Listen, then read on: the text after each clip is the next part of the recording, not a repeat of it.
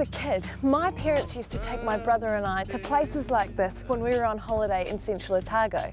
And I'd like to think that I could take my kids to places like this in the future. But these places won't always be around. That is, unless we look after them. So let's meet the people into it and see what it's all about. Share this with you. Take on my own. This building really fell apart when the neighbouring farmer took the iron off the roof to build hay barns down at his property. Once the iron is taken off this type of building, it very rapidly deteriorates.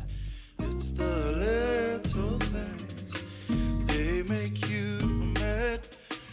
If you'd have said to somebody this building had people living in it 50 years ago, you just couldn't believe it, could you? As you can see, it's all pretty rough and ready now, and we're going to get it not restored, but just stabilised so it doesn't fall down anymore. It's not a difficult procedure, but it is a procedure that you need to stick to the same rules. You can't slap them up.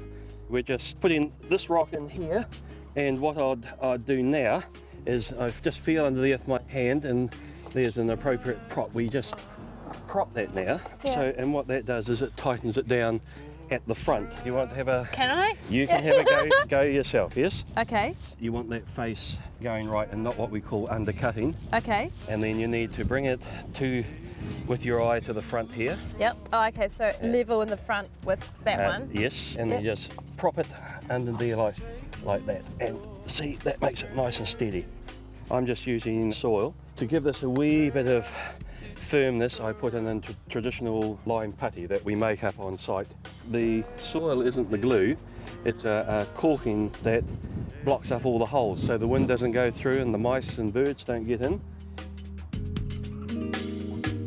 It's the little things. I think it was that room there was a drunk's room, eh? So when the miners had too much to drink, they put them in that room to sleep it off.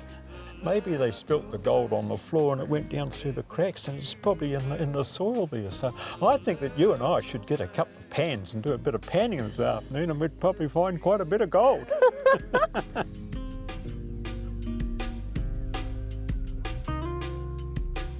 My eldest brother, he arrived here, he was so cold and so frozen, and he was only a little boy of 5 or 6 years old.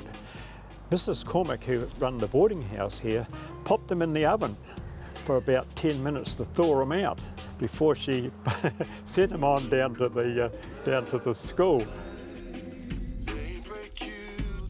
The Lindis Hotel will never be fully restored, but it's still a valuable story in this landscape.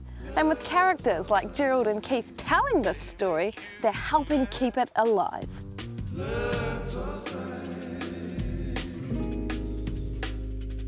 It's the little things that break you